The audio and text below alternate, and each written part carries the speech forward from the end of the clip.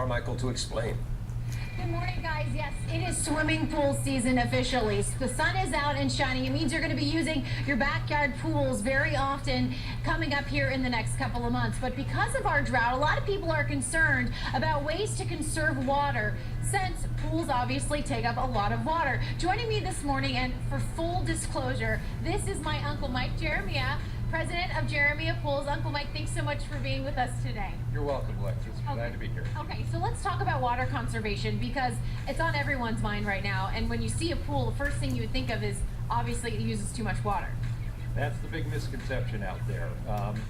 We've done our research and we've worked with the water agencies, and they all agree with us that swimming pools are water savers, and in a big way.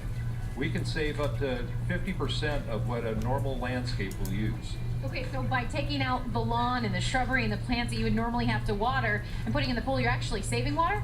Quite a bit, quite a bit. So folks who have had pools for a long time have been saving tens of thousands of gallons every year. Okay, I understand you met with the governor's office yesterday because you are working with them to make sure that everyone's conserving the best way that they can. The California Pool and Spa Association has been working with the state for 2 years now. We started with the Department of Water Resources, and now we are working with the governor's office. And one of the main issues that we've gotten through is we want them to know that we are working to conserve water and helping people find ways to make their pools more water efficient. Okay, and I know you're doing your part in handing out these Let's Pool Together pamphlets just as a resource, so people know that having a pool doesn't necessarily mean that you're not doing your part. Right. Our association and all of the industry is passing these out, whether it's in a retail store or in a service company, doing the door hangers, so that it's getting the word out. They also have helpful tips on how to conserve water in the house. Okay, now let's talk about the pool. There are some things that you can be doing as a homeowner to help out and conserve water. First off, let's talk about a pool cover. Well, pool covers are probably the most efficient way to save water. There are several types. You have the manual type like this. It's a bubble cover. They're fairly inexpensive, and they basically just cut the evaporation.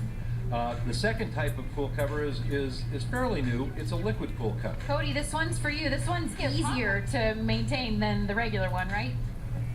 Yes, very much so. You just pour it in the pool, and we wind up with a barrier that keeps the evaporation from happening as easily. Okay, we're out of time, but the last couple of tips you can find on Jeremiah Pool's website, established in 1922 by my great-grandfather, I should say. Uncle Mike, thanks so much for being with us today. You're welcome, Alexis. Okay, guys, we'll send it back to you. Very cool. We got to meet Uncle Mike. Yeah, and a lot of people are really wondering about their pools, so now